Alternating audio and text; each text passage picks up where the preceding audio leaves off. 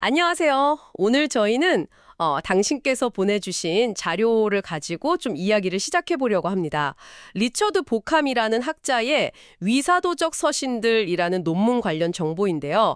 이게 실린 저널이 Journal of Biblical Literature, JBL이라고 하죠. 성서학 분야에서는 굉장히 중요한 저널입니다.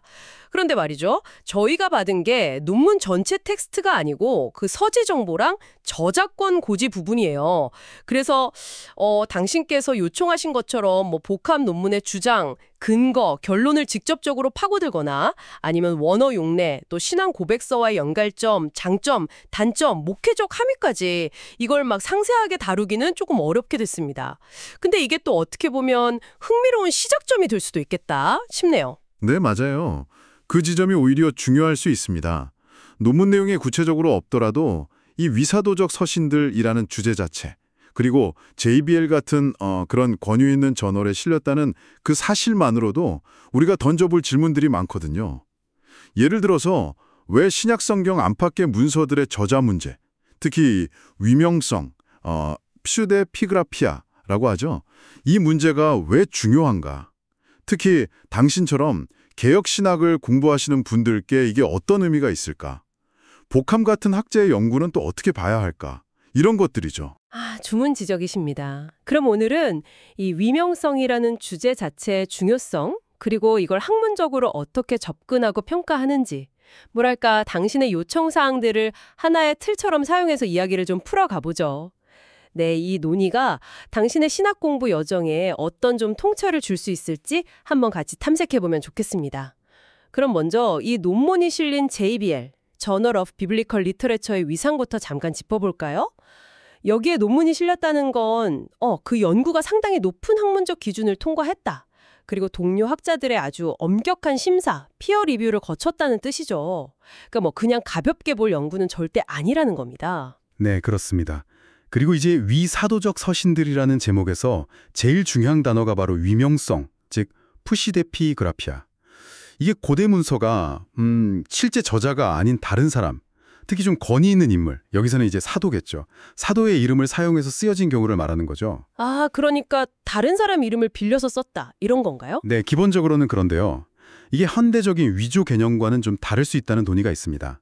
어쨌든 신약 서신 중에서도 일부, 예를 들면 목회 서신이나 베드로 후서 같은 경우가 이런 위명성 논의의 중심에 자주 서곤 합니다. 물론 신약 배경이나 위경 문헌들에서는 훨씬 더 흔하게 나타나는 현상이고요. 단순히 그냥 누가 썼냐, 이 문제를 넘어서는 거군요, 그럼. 훨씬 넘어서죠. 네. 이 문제는 우리가 성경으로 받아들이는 책들의 목록, 그러니까 정경 문제와 직결됩니다. 정경이라는 말 자체가 기준, 잣대를 의미하는 헬라어 카논에서 왔지 않습니까? 초대 교회가 어떤 기준으로 특정 문서들을 하나님의 영감받은 말씀으로 인정하고 받아들였나, 그 과정에서 이 저자 문제가 어떤 역할을 했는지 이걸 이해하는 데 아주 중요한 열쇠가 되는 거죠. 마침 당신께서 중요하게 생각하시는 웨스트민스터 신앙고백서 제1장을 보면 바로 이 성경의 건의와 정경 문제를 다루고 있죠. 예를 들어서 1장 2항은 하나님의 영감으로 주어진 성경, 곧 구약과 신약은 신앙과 생활의 유일한 법칙이다, 이렇게 선언하고 3항에서는 정경 목록을 쭉 제시하면서 외경은 영감받지 않았다, 이렇게 딱 명시하거든요. 그러니까 어떤 문서가 사도적 권위, 즉 아포스톨리코스한 권위를 가지느냐, 그 판단 기준은 뭐냐, 이걸 탐구하는 게 결국 개혁신학의 뿌리와 맞닿아 있는 겁니다. 네, 그렇죠. 그런데 말이죠. 이게 신학생 입장에서는 이런 위명성 논의가 좀 불편하게 느껴지거나 어쩌면 좀 위험하게 느껴질 수도 있을 것 같아요. 아니, 굳이 이런 걸 파고들어야 하나? 혹시 믿음을 흔드는 건 아닐까? 이런 걱정 말입니다. 충분히 그럴 수 있습니다. 그건 정말 중요한 질문이에요. 하지만 신학 공부라는 게 때로는 이런 좀 불편한 질문들을 정직하게 마주하는 과정이기도 하거든요. 첫째로 생각해 볼 건 역사적 진실성의 문제입니다. 우리는 성경을 기록될 당시의 그 맥락 속에서 최대한 정확하게 이해하려고 노력해야 하지 않습니까? 저자 문제는 단순히 이름 맞추기 퀴즈가 아니라 그 문서가 도대체 왜 쓰였는지, 기록 목적, 누구에게 쓰였는지, 수신자, 어떤 상황 속에서 쓰였는지 역사적 배경, 이걸 파악하는 데 아주 중요한 단서가 됩니다. 이걸 알아야 본문의 의미를 더 깊이 해석할 수 있겠죠. 네, 맥락이 중요하니까요. 그렇죠. 둘째는 신학적 해석과 권위의 문제입니다.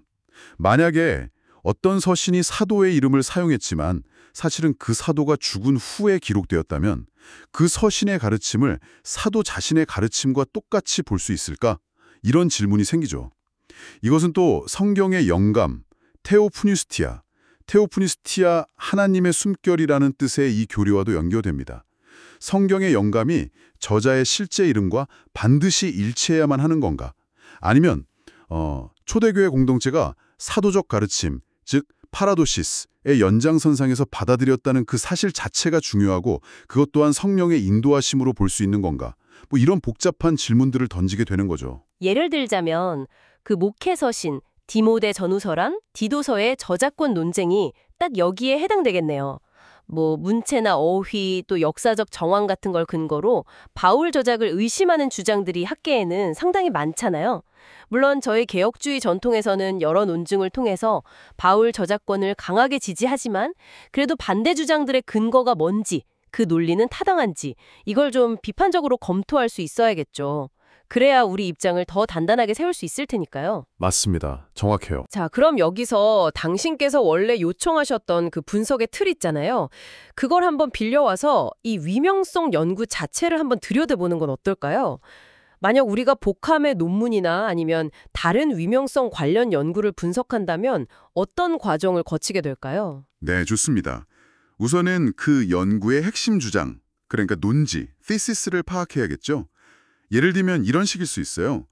어떤 신약 서신은 사실 위명이지만 초대교회는 그것이 사도적 전승, 파라도시스를 충실히 반영했기 때문에 정경으로 수용했다. 뭐 이런 주장일 수도 있고요.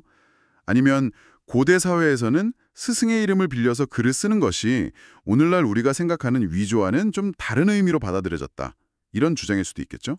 핵심 주장을 파악하고 나면 그 다음엔 그 주장을 뒷받침하는 증거, 즉 에비던스들을 찾아봐야겠군요. 주로 어떤 종류의 증거들이 사용되나요? 굉장히 다양합니다. 일단 첫째는 내적 증거, 그러니까 본문 자체를 분석하는 거예요. 문체 분석, 예를 들면 어휘 사용 빈도나 문장 구조 같은 거요. 또 신학적인 주제나 강조점이 다른 저작과 비교했을 때 일관성이 있는지 차이점은 뭔지, 그리고 본문에 나타난 역사적인 상황, 뭐 언급된 인물이나 사건, 교회 제도 같은 것들이 저자로 추정되는 인물의 시대와 정말 맞는가? 이런 것들을 봅니다. 내적 증거 외에 또 있나요? 네, 외적 증거도 중요하죠. 초대교회 교부들의 증언들, 그러니까 이 서신을 누가 썼다고 언급했는지, 또 언제부터 인용되기 시작했는지 이런 기록들이요. 그리고 고대 사본들의 증거 같은 것도 참고를 합니다. 내적 증거랑 외적 증거 이런 증거들을 다 종합해서 연구자가 이제 최종적인 결론에 도달하겠군요. 뭐 예를 들면 따라서 이 서신은 위명이지만 정경적 가치를 지닌다. 라든지 아니면 기존의 전통적인 저작권 주장이 여전히 가장 설득력이 있다라든지. 네, 그리고 이 과정에서 아까 언급했던 그 중요한 원어 용어들 푸시데피그라피아, 카논, 테오프뉴스티아, 파라도시스, 아포스톨리코스 이런 용어들의 의미를 정확히 아는 게 정말 중요하겠네요. 맞습니다. 그리고 개혁 신학을 공부하시는 당신의 입장에서는 이 논의를 우리의 신앙 고백과 연결시키는 작업이 반드시 필요합니다. 예를 들어서 벨직 신앙 고백서 3조부터 7조까지 보면 성경의 영감, 정경 목록, 권위, 충분성, 명료성 이런 것들을 아주 상세하게 다루거든요. 특히 5조를 보면 우리는 이 거룩한 성경이 하나님의 뜻을 온전히 포함하고 있으며 사람이 구원을 얻기 위해 믿어야 할 모든 것이 그 안에 충분히 가르쳐져 있다고 믿는다. 이렇게 고백해요. 이 위명성 논의가 과연 이 고백에 도전이 되는 건지 아니면 오히려 이 고백을 더 깊이 이해하도록 돕는 건지 이런 성찰이 필요하죠. 그러네요. 만약에 어떤 위명 문서가 성경과는 다른 구원론을 제시한다면 예를 들어 인간의 노력을 막 강조한다거나 하면 그 도르트 신조의 5대 교리, 흔히 튤립이라고 하는 것과 어떻게 비교될 수 있는지도 생각해 볼 수 있겠군요. 도르트 신조 제1교리 1항 같은 경우 인간의 전적 타락을 명확하게 선언하는데 만약 이것과 배치되는 가르침을 가진 문서가 있다면 그 권위를 어떻게 평가할 것인가 하는 문제로 이어지겠네요. 정확합니다. 바로 그런 신앙 고백적인 틀 안에서 이런 학문적인 연구를 비판적으로 평가하는 게 중요해요. 어떤 연구든 강점과 약점이 있기 마련이거든요. 예를 들어 위명성을 주장하는 연구의 강점이라고 한다면 첫째, 특정 본문의 역사적 배경을 좀 더 정밀하게 밝혀낼 수 있다. 둘째, 전통적인 견해에 그냥 안주하지 않고 본문을 더 면밀하게 분석하려는 시도다. 셋째, 때로는 그 본문이 가진 특정 강조점을 더 선명하게 드러내줄 수도 있다. 뭐 이런 점들을 들 수 있겠죠. 그럼 반대로 약점이나 좀 비판받을 수 있는 지점들도 분명히 있겠죠. 물론입니다. 예를 들자면 첫째, 고대 저작 관행에 대한 우리의 이해가 좀 불완전하거나 현대적인 기준을 거기에 투영할 위험이 있다는 점. 둘째, 때로는 문체 분석 같은 내적 증도에 너무 지나치게 의존해서 객관성을 담보하기 어려울 수도 있다는 점. 셋째, 전통적인 교회의 증언이나 그 수용의 역사를 충분히 고려하지 못할 수도 있다는 점. 뭐 이런 것들이 약점으로 지적될 수 있습니다. 그래서 어느 한 연구만 딱 보고 판단하기보다는 다양한 학자들의 견해를 비교하고 무엇보다 성경 전체의 가르침과 우리 신앙 고백에 비달해서 분별하는 자세가 꼭 필요합니다. 그렇군요. 정말 균형 잡힌 시각이 중요하겠네요. 그렇다면 이 복잡하고 때로는 좀 논쟁적인 연구들이 결국 목회 현장에는 어떤 의미를 가질까요? 신학생으로서 이 주제를 공부하는 것이 나중에 목회자가 되었을 때 실제적으로 어떻게 도움이 될 수 있을지, 구체적인 목회적 함의, 3가지 정도만 꼽아본다면 뭐가 있을까요? 권위와 신뢰성에 대해서 가르칠 때 이런 학문적인 논의가 있다는 사실을 무조건 숨기기보다는 이걸 어떻게 좀 지혜롭고 정직하게 설명할 수 있을지 고민해야 한다는 거죠. 성경이 그냥 하늘에서 뚝 떨어진 책이 아니라 이런 역사적인 과정을 통해서 우리에게 전달되었다는 것을 이해시키는 것이 오히려 성경의 권위를 더 깊이 이해하게 도울 수도 있습니다. 아, 무조건 덮는 게 능사는 아니다. 그렇죠. 둘째는 변정적이면서도 신앙 성숙의 함의입니다. 성도들이나 혹은 자기 자신이 이런 학문적인 도전에 부딪혔을 때 신앙이 막 흔들리는 게 아니라 오히려 더 깊어지도록 도울 수 있어야 한다는 거죠. 비판적인 주장에 대해서 단순히 방어하거나 무시하는 게 아니라 그 논의를 통해서 우리가 믿는 바가 정말 무엇인지, 그 근거는 어디에 있는지 더 명확하게 인식하고 확신을 다지는 계기로 삼도록 이끌어야 합니다. 웨스트민스터 신앙고백서 1.5항이 말하는 성령의 내적 증언과 성경 자체의 증거들을 다시 붙들게 하는 거죠. 네, 위기를 기회로 삼는 거군요. 맞습니다. 마지막 셋째는 설교와 가르침에서의 함의입니다. 성경 본문을 해석하고 적용해서 설교하거나 가르칠 때 이 저자 문제 논의를 어느 수준까지 반영할 것인가, 여기에 목회적인 지혜가 필요하다는 겁니다.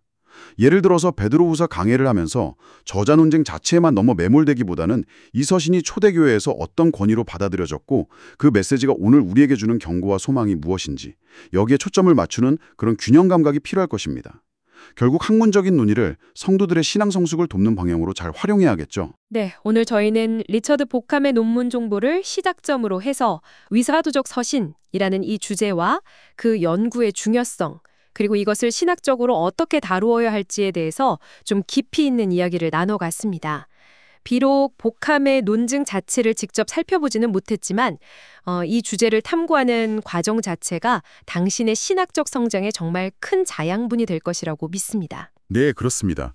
신학 공부라는 게 단순히 지식을 쌓는 걸 넘어서 때로는 우리의 좀 익숙한 생각에 도전하는 그런 질문들과 씨름하면서 믿음의 근거를 더 깊이 파고드는 그런 여정이니까요. 이런 지적인 또 신앙적인 탐구를 통해서 우리는 벨직 신앙 고백서 5조의 고백처럼 성경이 하나님의 완전하고 충분한 말씀임을 더욱 확신 가운데 붙들고 또 변증할 수 있게 될 것입니다. 피하지 않고 정직하게 마주하는 용기가 필요하다고 생각합니다. 마지막으로 당신께서 앞으로 계속해서 좀 숙고해 보시면 좋을 만한 질문을 하나 던지면서 마무리할까 합니다. 오늘 나눈 이야기와도 아주 깊이 관련이 있는데요. 만약 어떤 성경책의 저자가 우리가 전통적으로 믿어왔던 그 인물이 아닐 수도 있다는 상당한 학문적 증거에 직면하게 된다면 그 책에 영감받은 권위와 정경성을 우리는 과연 어떤 근거로 계속 확신하고 또 가르칠 수 있을까요? 우리의 궁극적인 확신의 토대는 저자의 이름 그 자체일까요? 아니면 다른 어떤 것일까요? 네, 이 질문에 대한 당신만의 답을 찾아가는 그 과정이 앞으로 당신의 신학과 사역을 더욱 견고하게 세워줄 것이라고 생각합니다. 오늘 저희와 함께 이 중요한 주제를 탐색해 주셔서 정말 감사합니다. 다음 탐구에서 또 뵙겠습니다.